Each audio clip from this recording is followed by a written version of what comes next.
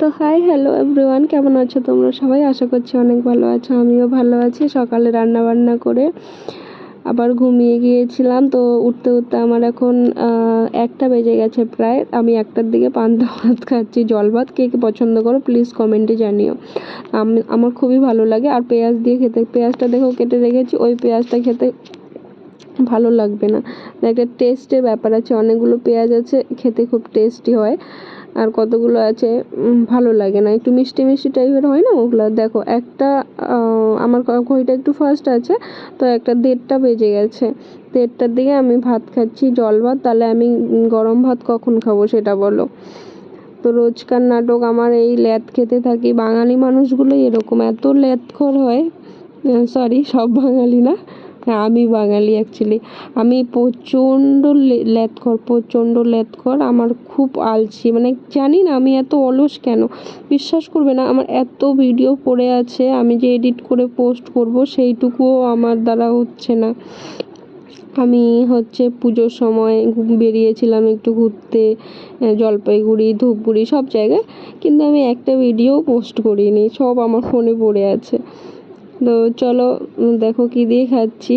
আলু করলা ভাজা করেছিলাম, আর কালকে কচু শাক করেছিলাম। কচু শাকটা না কালকে গলায় ধরেছিল, তাই আজকে আবার জাল করলাম। কালকে হয়তো একটু ভাজা কম হয়েছিল, ওই জন্য গলায় মানে চুলকাচ্ছিল আর কি। আর আজকে আবার গলা লাগছে না, আজকে যে আমি জল ভাত দিয়ে খাচ্ছি তবু গলায় লাগছে না। তো চলো খেয়ে নেই। খাওয়া হয়ে গেল। দেখো এই জলটা সব থেকে, বুঝতে পারছো নিশ্চয়ই, দেখা যাচ্ছে না ঠিক কিন্তু বোঝা যাচ্ছে। আর অন্য আবার থালা নিব, এটাতে বাটিটাতে ভাত ছিল এটাতেই খেয়ে নিই। আরেকটা থালায় নিব, থালাটা আমাকে ধুতে হবে। সারাদিন শুধু এত কাজ করতে হয়, সংসারের কাজ একটা মেয়েই জানবে, একটা ঘরের বউ জানবে কি যে ঘরে কত রকমের কাজ থাকে। দেখো বিছানা টিছানা ওইভাবে রেখেই আমি ঘুমিয়ে পড়েছি। তো বিছানা পরিষ্কার করে নিলাম, এখন ঘর বাড়িগুলো পরিষ্কার করে স্নান ধ্যান করবো। দেখো সারাদিনে মানে মোটামুটি বসার টাইম পাওয়া যায় না ঘরে, যদি মনে করো সেরকম কাজ থাকে, লোকজন থাকে।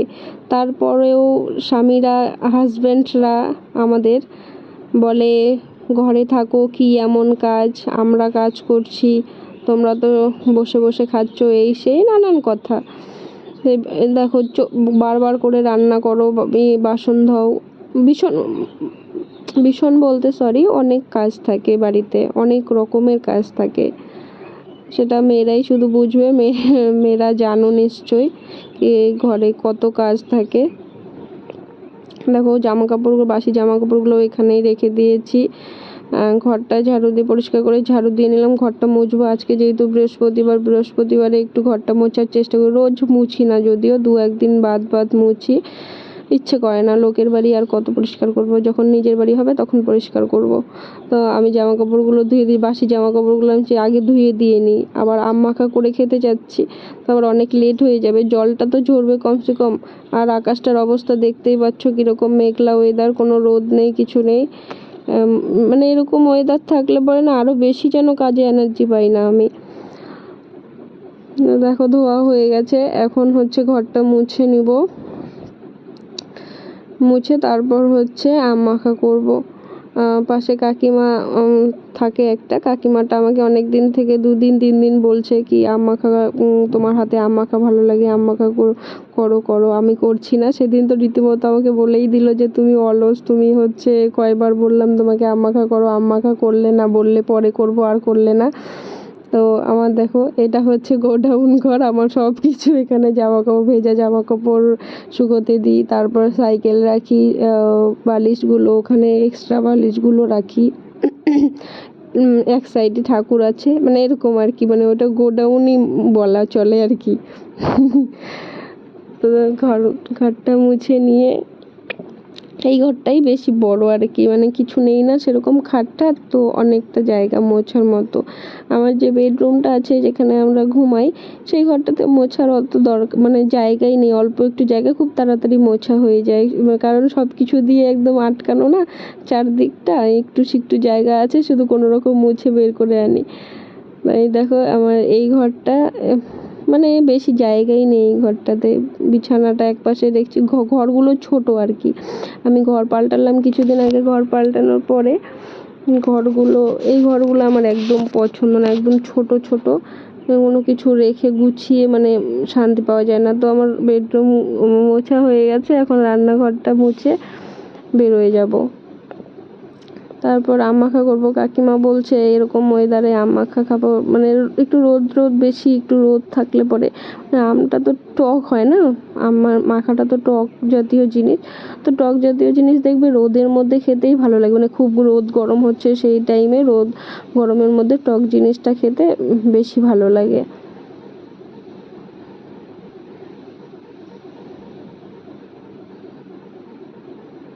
মোছা হয়ে গেল,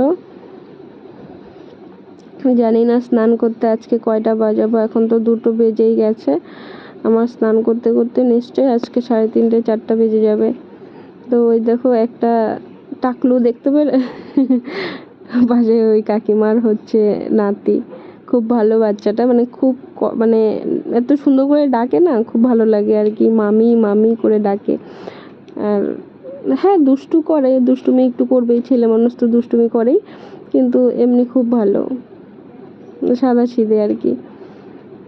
দেখো ক্যামেরা বন্ধ করতে ভুলেই গেছি আমি, এদিকে জল ঢেলেই যাচ্ছি, এটা ওটা করে, পরে মনে পড়লো এই মা ক্যামেরা বন্ধ করিনি, ক্যামেরাটা বন্ধ করে নিয়ে আবার আম ঠাম বের করলাম। দেখো কবে আমগুলো এনে রেখেছি, ওই আমি যেখানে ছিলাম আগে তার পাশের বাড়িটায় আমগুলো পড়ে আছে দেখলাম, তো ওরা খায় না, ওদের অসুবিধা তো একটু, তাই টক জাতীয় জিনিস খাচ্ছে না। দেখো কীরকম কালো কালো হয়ে গেছে দেখতে পেলে, মানে ওগুলো না বৃষ্টির জল পেয়েছে নাকি পাথরের ইয়ে পেয়েছে জানি না, একটু কালো কালোই ছিল এক সাইডে সুইডে, কিন্তু ওইটা ফ্রিজে কয়েকদিন থাকার পরে দেখি আরও বেশি ইয়ে হয়ে গেছে। আর দেখো অনেক বড় হয়ে গেছে বলে ভিডিওটা অনেক ফাস্ট করে দিয়েছি, আর ওই বাচ্চাটা এসে বসে আছে আমার সাথে গল্প করছে, দুজন মিলে গল্প করছি আর আমটা কাটছি, ছুলছিলাম আর কি, ছুলে পরিষ্কার করে নিচ্ছিলাম। ছুলে নেওয়ার পরে দেখো এতগুলো আমের খোসা টোসা হয়েছে, আর ফেলে ছড়ে এইটুকু আম হয়েছে, যাই হোক। আর আম তো এরকম করে দেখো চুটকিতে, এরকম ট্রানজ্যাকশন ভিডিওগুলো দেখতে কিন্তু ভীষণই ভালো লাগে। হঠাৎ করে একটা ড্রেস পরে আছি আর একটা ড্রেস পরে মানে নতুন কিছু একটা শাড়ি টাড়ি বা যাই হোক সেজে গুজে একটা ভিডিও সামনে আসা, ওটা দেখতে বেশ ভালো লাগে, কিন্তু করতে দেখো বহুত টাইম লাগে সাজতে গুজতে না। তো সেরকম এইটাও ভিডিও দেখো চুটকি দিয়েই দেখলাম কি কমপ্লিট হয়ে গেছে, কিন্তু এটা করতে দেখো কতটা টাইম লাগে, কত স্পিডে দিয়েছি, তারপরেও অনেকটা টাইম, অনেকটা তো করে তারপর বন্ধ করে দিয়েছিলাম যদিও, কিন্তু তবুও দেখো কতটা টাইম লাগে এটা করতে, তারপরে তো 2বার হাতে ব্যথা পেয়ে গেলাম।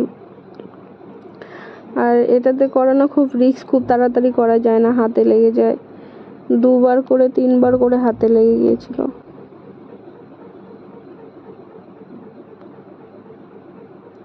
হয়ে গেল দেখো, এখন হচ্ছে লঙ্কাগুলো একটু ইয়ে করে নিলাম, 2-3টে, আর 2-3টে লঙ্কা হচ্ছে বেটে নিব শিলপাটাতে। তো আমার তো শিলপাটা নেই, আমার ইয়েতে ছোট যে আমার মিক্সচারের বাটিটা আছে, ওটার মধ্যে আমার একটা চাটনি বানানো আছে, চাটনিটা নামাইনি, সেই কারণে বললাম ওটাতে আর করব না, এখানেই করছি।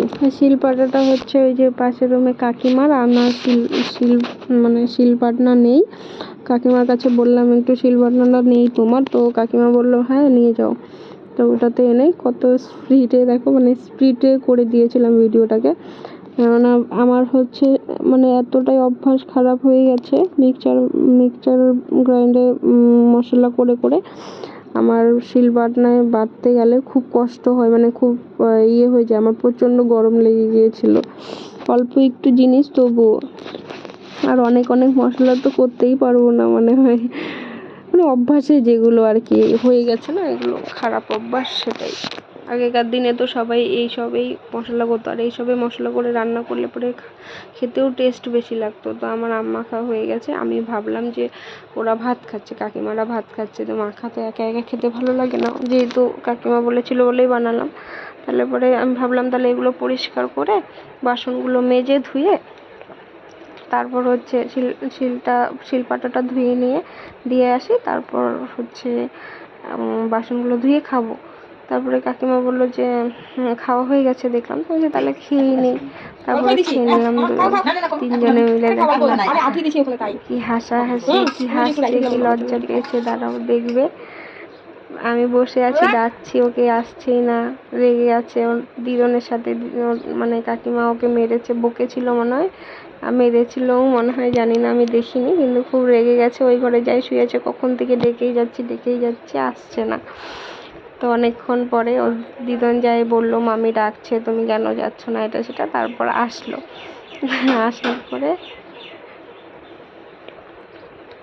আসার পরে দেখো কিরকম হেসে গলে যাচ্ছে। দেখো আমার সব থেকে বেশি ভালো লাগে ওর বসার স্টাইলটা। দেখো বসে কিভাবে, লজ্জা পেয়ে গেছে।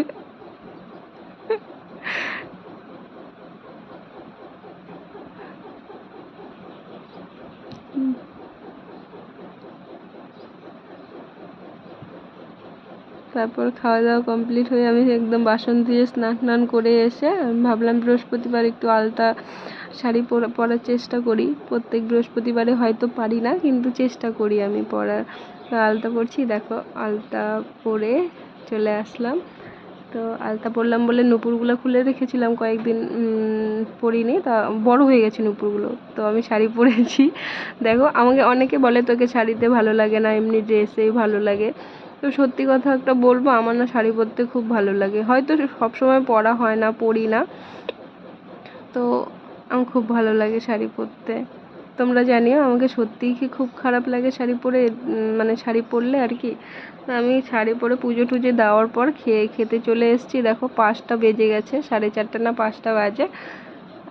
তখন আমি খাচ্ছি, না 5টাও মনে হয় পার হয়ে গেছিলো। যাই হোক, খেতে আমার অনেক দেরি হয়ে গেছিলো আজকে।